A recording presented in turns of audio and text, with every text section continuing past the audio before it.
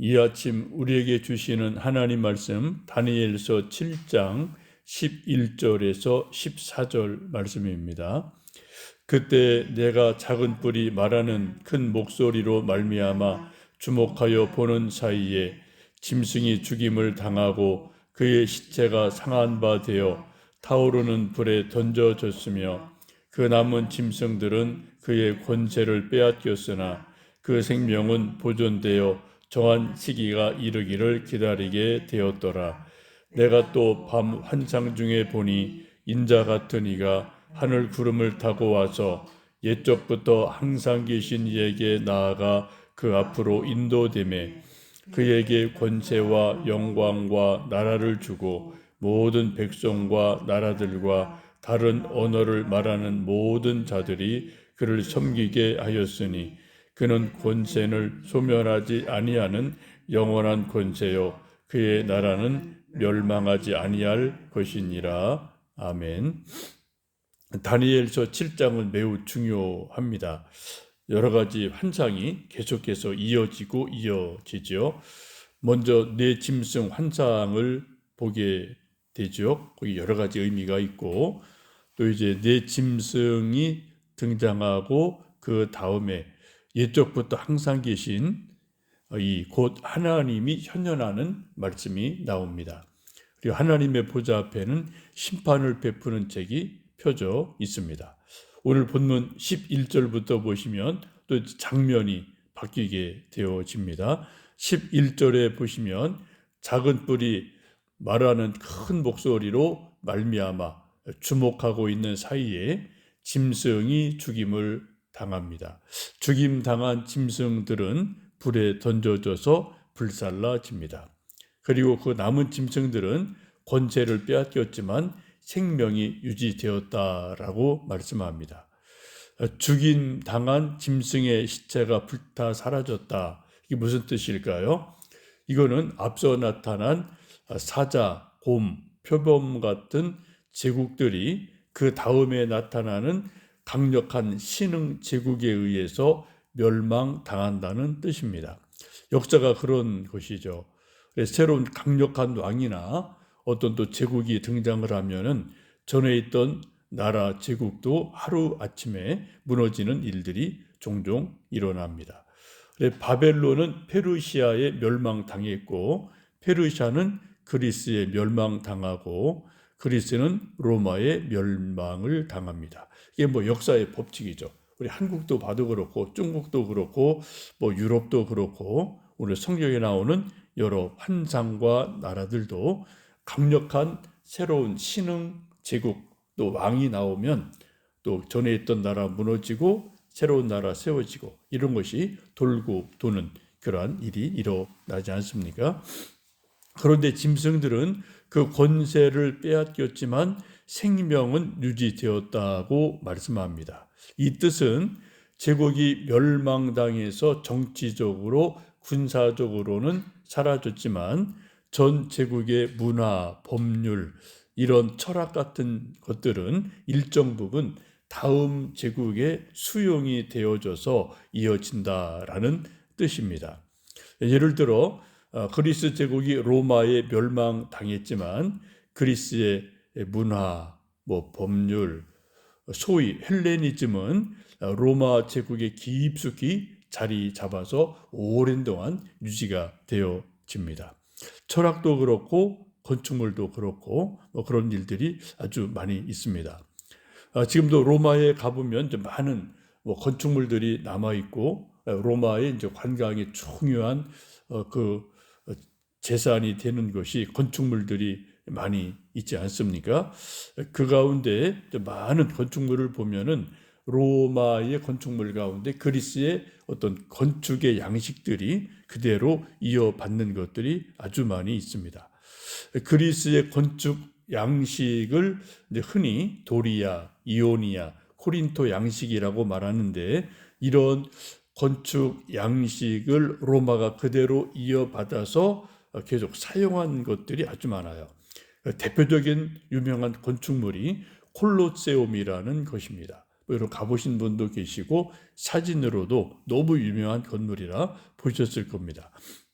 이 콜로세움의 이제 건축물은 3층으로 되어 있는데 1층 기둥은 도리아식이고 2층 기둥은 이오니아식이고 이제 3층 기둥은 코린토식으로 지어졌습니다. 이제 그리스의 건축 양식을 그대로 차용해서 활용하고 또 이제 로마 것을 조금 더 덧입히고 이런 식으로 유명한 그런 건축물을 만든 것들이 지금도 로마에 가면은 있게 돼서 이제 뭐 이런 건축 연구하는 분들은 이제 그런 걸 보면 이게 이거구나 저게 저거구나 이런 것을 알면서 한 제국이 멸망당하고 사라졌지만 그 어떤 철학, 건축 또 뭐 학문 이런 것들은 계속 일정 부분 이어지는 그런 모습을 볼 수가 있습니다. 그런 것을 그 짐승들은 권세를 빼앗겼지만 생명은 유지되었다라고 성경은 말씀을 합니다. 12절 끝에 보시면 죽임당한 짐승들이 생명이 유지되었다. 그리고 정한 시기가 이르기까지 기다리게 되었다고 말씀합니다. 기다린다는 거죠. 이것은 마지막 최후의 심판을 기다린다는 말씀입니다. 나라, 제국, 모든 것들이 우리 하나님의 최후의 심판을 기다리는 상태에 있습니다. 기다린다는 것을 우리 이제 뭐 웨이팅이라고 말하는데 비행기 탈 때도 이제 뭐 1시간, 2시간 기다리고 웨이팅 해야 되죠. 또 맛있는 식당 가면은 사람들이 많으면 뭐 10분, 30분 웨이팅하고 표 받고 기다리는 웨이팅, 기다리는 곳이 있는데 이것은 이런 뭐 식당이나 비행기만 웨이팅하는 게 아니라 사실은 우리 모든 제국, 나라, 모든 인생들이 하나님의 최후의 심판을 기다리는 그러한 상태로 우리는 살아가고 있습니다. 13절에 아주 중요한 말씀이 나오는데요. 조금 있다가 다니엘 환상의 장면이 바뀌게 됩니다. 환상 중에 인자 같은 이가 하늘 구름을 타고 와서 옛적부터 항상 계신 이 앞에 인도되었다고 말씀합니다. 옛적부터 항상 계신 이는 어제 말씀에 나온 것처럼 영원하신 하나님을 말씀합니다. 인자 같은 이가 하늘에서 구름을 타고 오셨다. 그분이 영원하신 하나님 앞으로 인도되었다고 말씀합니다. 여기 하늘에서 구름 타고 오신 인자 같은 이가 누구신가?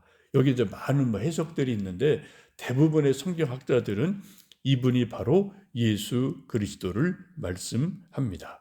14절에 보시면 하늘 구름 타고 오신 인자 같은 분에게 하나님께서 권세와 영광을 주셔서 모든 백성, 모든 나라, 이 모든 것들이 인자 같은 분을 섬기도록 했다라고 말씀을 하죠. 인자라는 단어가 구약에 몇 번 나오고 신약에 복음서에 몇 번 나오고 하는 독특한 이제 표현이고 단어이죠. 대표적인 것이 마가복음 16장에 보시면 예수님 이제 잡히셔서 대제사장에게 신문 당하는 일이 있습니다. 총독 빌라도에게 신문 당하시고 또 대제사장에게 신문 당하시고 왔다 갔다 하는 일이 그 마지막 밤에 있지 않습니까? 그때 대제사장이 예수님을 신문하며 이렇게 질문합니다. 대제사장이 다시 물어 이르되 내가 찬송받을 이의 아들 그리스도냐? 예수께서 이르시되 내가 그니라. 인자가 권능자의 우편에 앉는 것과 하늘 구름을 타고 오는 것을 너희가 보리라고 말씀합니다. 예수님 친히 인자라고 본인을 말씀을 하셔요. 그리고 권능자의 우편에 앉을 것이다. 하나님의 우편에 앉을 것이다. 또 하늘 구름을 타고 오는 것을 너희가 언젠가는 분명히 볼 것이다 라고 말씀을 하죠. 예수님이 재림주와 심판주로 오실 것을 다니엘은 아주 오래전에 환상 가운데 이 환상을 보게 됩니다. 하늘에서 구름 타고 오실 인자 같은 분, 요것은 두 가지 차원으로 이제 보셔야 되는데요.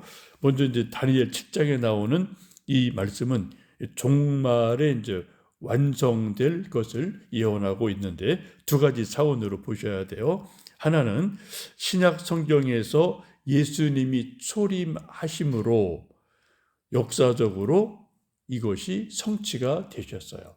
그래서 예수님이 이 땅에 말씀이 육신이 되어 오심으로 인자 같은 분이 이 땅에 오셨다. 이것이 완성이 됐고, 또 하나는 두 번째 차원은 인자 같은 이 예수님께서 이제 십자가 죽임 당하시고 부활하시고 승천하시면서 언젠가 다시 재림하실 것을 말씀을 하시고 약속하셨습니다. 예수님이 하늘에서 구름을 타고 이 땅에 다시 재림하실 때 이 다니엘이 본 환상이 완벽하게 완성되는 그러한 말씀입니다. 근데 이중적인 의미를 가지고 있는 거죠. 그래서 그런 의미에서 지금 우리 모두는 기다림의 시간을 가지고 있다. 예수님의 재림을 기다리고 하나님의 최후의 심판을 기다린다라고 성경은 말씀을 하죠. 이것을 신학적인 용어로 조금 어렵지만 이미와 아직이라는 이제 표현을 씁니다. Already, not yet. 이미 그러나 아직. 그런 단어를 쓰게 되는데 이미 예수님이 재림 아직 안 하셨기 때문에 난 예시예요. 그러나 이미 초림하셨어요. 이미 오셨어요. 근데 아직도 안 오셨어요. 이중적인 의미를 가지고 있죠. 그래서 이미와 아직 사이에는 그 기다림의 시간이라는 것이 늘 쭉 있어지는 거죠. 그리고 우리가 살고 있는 이 시대는 바로 이미와 아직 사이를 우리는 살고 있는 것이다. 이것을 조금 더 다르게 말씀드리면 우리 신앙은 완성된 것이 아니라 계속해서 ing형으로 진행형이다라고 보시면 되겠습니다. 그러므로 우리는 매일 깨어서 기도하고 또 매주일 모여서 예배를 드리고 또 개인적으로 성경을 읽고 또 우리가 주님 오실 날을 기다리며 전도를 하고 또 우리가 매일매일 살아가며 서로 사랑하고 또 용서해주고 서로 격려해주고 하는 이런 신앙 생활의 모든 모습들이 아직 예수님 오시기 전까지만 이게 가능한 거죠. 그래서 우리가 이미 구원받은 백성이지만 아직도 예수님 재림하심으로 완결되지 않은 그 시간을 우리는 기다리고 진행형으로 살아가고 있다. 그렇게 생각하시면 좋겠습니다. 오늘도 이제 12월 30일, 내일이 31일, 또 이제 한 해가 지나고 또 새해를 기다리는 이제 그런 하루하루를 살아가는데 오늘 하루도 우리가 이미와 아직이라는 이 단어를 조금 생각해 보시면서 오늘도 하루 우리에게 주어진 일을 감당하고 기도하고 말씀 보고 사랑하고 전도하고 서로 용서하며 살아가는 복된 하루 되시기를 주님의 이름으로 축복합니다. 살아계신 아버지 하나님 감사합니다. 다니엘서 7장에 나타난 다니엘의 환상을 통하여 우리가 많은 영적인 것들을 깨닫고 알게 됩니다. 또 역사적으로 일어났던 수많은 일들, 또 앞으로 되어질 하나님 하실 일들을 우리가 성경 말씀을 통해 조금씩 깨닫고 알게 됩니다. 우리가 지혜가 부족하고 연약함이 많사오니 성경 말씀 읽을 때 또 묵상하고 기도할 때 하나님 말씀이 잘 이해되고 깨달아지고 믿어지는 은혜를 주옵소서.